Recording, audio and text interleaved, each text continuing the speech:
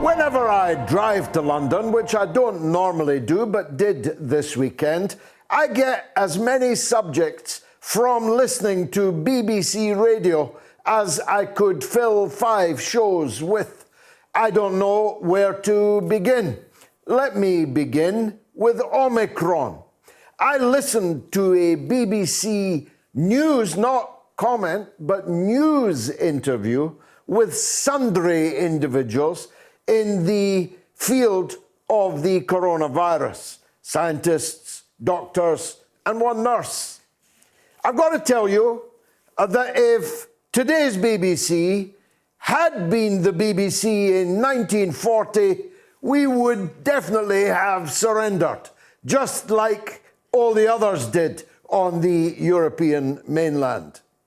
I listened to a BBC News interviewer where 3 times the interviewer used the word terrifying. He was terrified at figures which turn out actually not even to be true. But even if they were true, is it the job of the BBC to be terrified? Can't they leave that to the people they're interviewing? Why do they have to describe it as terrifying? Can you imagine it in 1940 and 41? The BBC talking about terrifying numbers of Junker 88s, Messerschmitt 109s swarming over the channel and attacking us. Terrified we would be. It was, frankly, stomach turning, not least because the data on which the terrifying questionnaire was being posed turned out not to be right. Everyone in Britain knows that everyone who was anyone said that Omicron cases were going to double every 2 days. Double every 2 days. Now, I'm no mathematician. In fact, I'm not even very good at maths.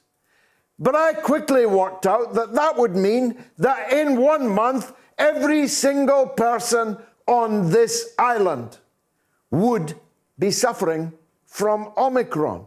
I thought that's a bit of a stretch. That sounds like a tall tale. In fact, the number hasn't doubled, not in 2 days, not in 4, not in 5. The number fell today as opposed to yesterday.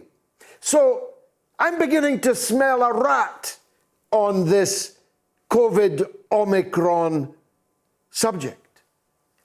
Why are they exaggerating it? I can tell it's to push people into having the vaccinations. I don't need to be pushed. I've had both vaccinations.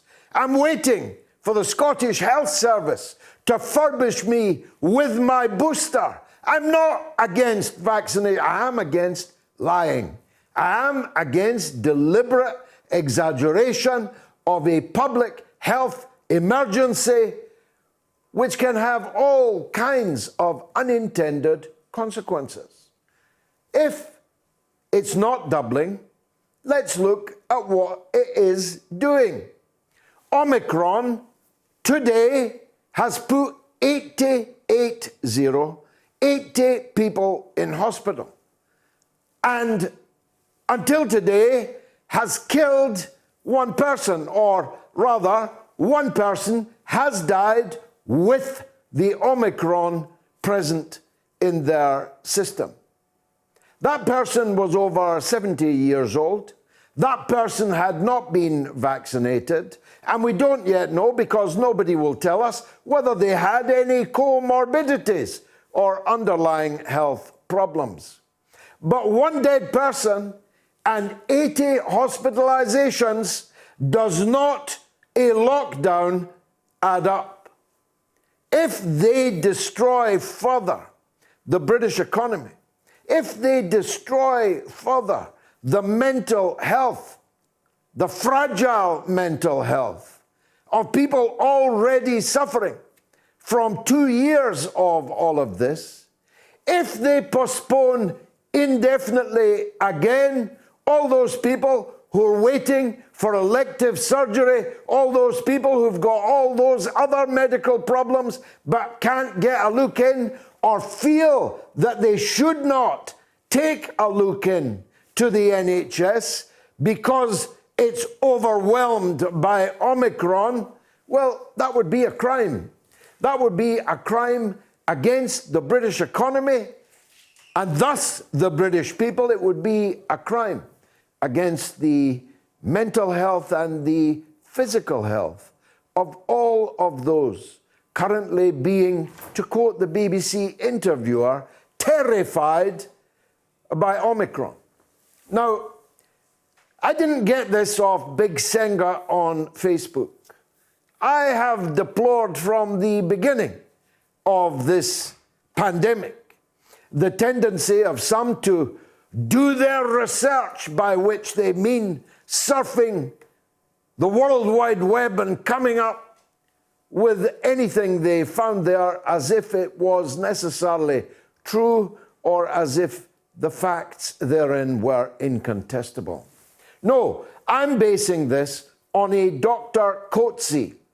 Dr. Coetzee is the woman doctor in South Africa that first identified Omicron and who told us that Omicron is about 28% as dangerous as the Delta, which was formerly the prevailing variant that was cutting a swathe through people all over South Africa and all over the world. Now, again, I'm not a mathematician. I'm definitely not a medical man.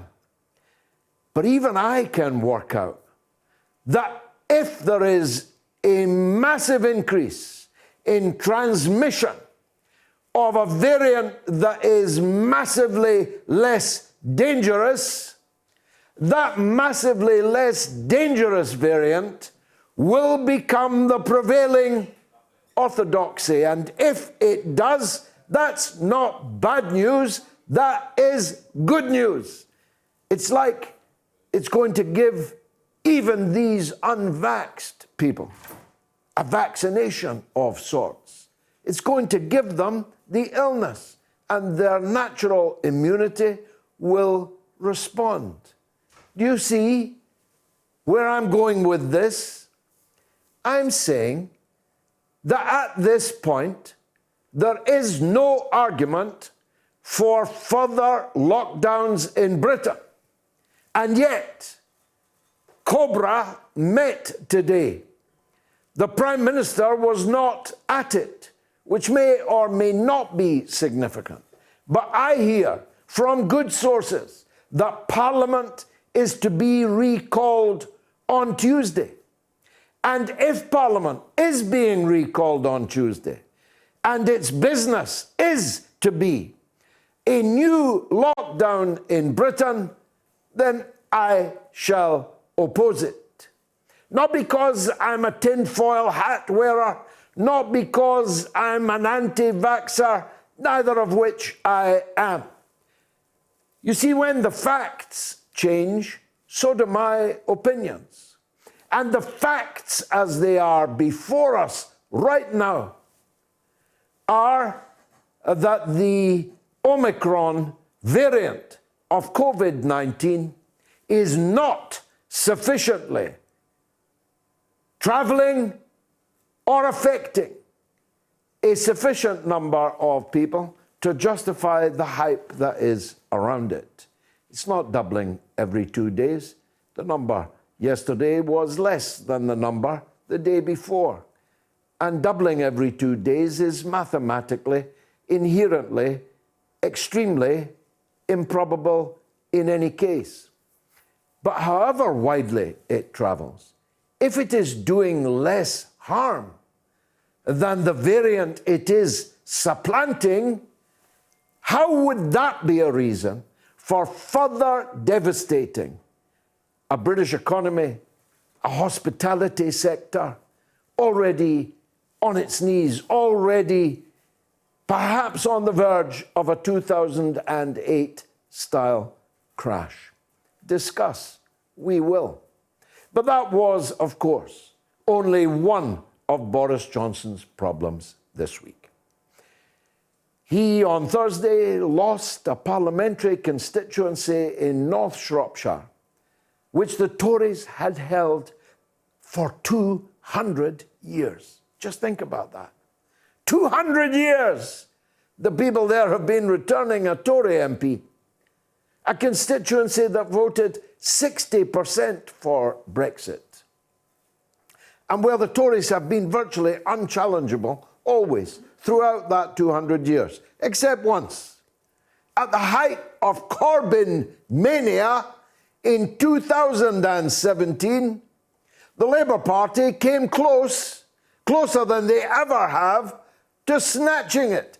Even in 2019, under the by then somewhat deflated Jeremy Corbyn, they still came second and they still got 12,000 votes. This time they came third. This time they were humiliated by the switching of Labour voters to the Liberal Democrats, who captured the seat.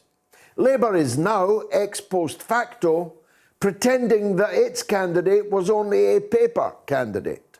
But that's a lie, you see, because I've got the emails that they were sending out daily, sometimes twice daily, begging their activists to come to North Shropshire to avert exactly the humiliation that they, in the end, deservedly reaped. I've got the emails in which they beg their members for money so that they can fight the constituency harder in a by-election they're now pretending that they threw. But if it was bad for Keir Starmer, it was very much worse for Boris Johnson. It was a repudiation, as I predicted here last Sunday. My predictions are unerringly accurate in some regards on political matters. I wish I could pick horse races quite so well. But I said last week that the Liberal Democrats were very likely to take this seat, and that if they did, Boris Johnson would be toast. And they did, and he's toast. Not just because he lost, but as Mr. Macmillan said, it's never one damn thing, it's one damn thing after another. And that second damn thing came last evening with the news that one of his cabinet ministers, his right-hand man, the man with the key job of negotiating with the European Union, was resigning in protest at the direction of travel of Boris Johnson's government. He cited COVID lockdowns, higher taxes, and one or two other matters, but he might well have said that Boris didn't quite get Brexit done, and that pressure was being put on him to soften his negotiating stance vis-à-vis the European Union, to concede areas that he had been negotiating hard to defend. We'll be talking to the doyen of psephologists, Professor Sir John Curtis, in a few minutes on all of this. We'll be talking to Rachel Blevins about the situation in the United States, about the political and the economic and one or two cultural matters that are rolling out in the United States. So make sure you stay tuned for all of that. And it's 80 years since Pearl Harbor, that day of infamy when Japanese fascism launched a sneak attack on the United States Navy based in Pearl Harbor on the Hawaiian Islands.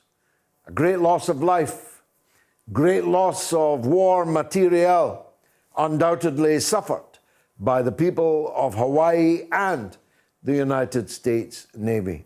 Remembered forever, known about by most people.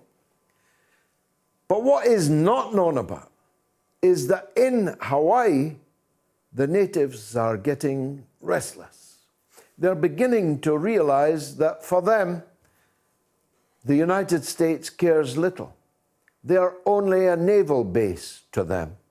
Whilst they may have been given the status of the 50th state of the United States, they sure ain't treated with respect. We'll be talking to a member of Parliament in Hawaii, a former member of Parliament, a man who will be returning to the Parliament and indeed maybe even the US Senate in due course about these matters.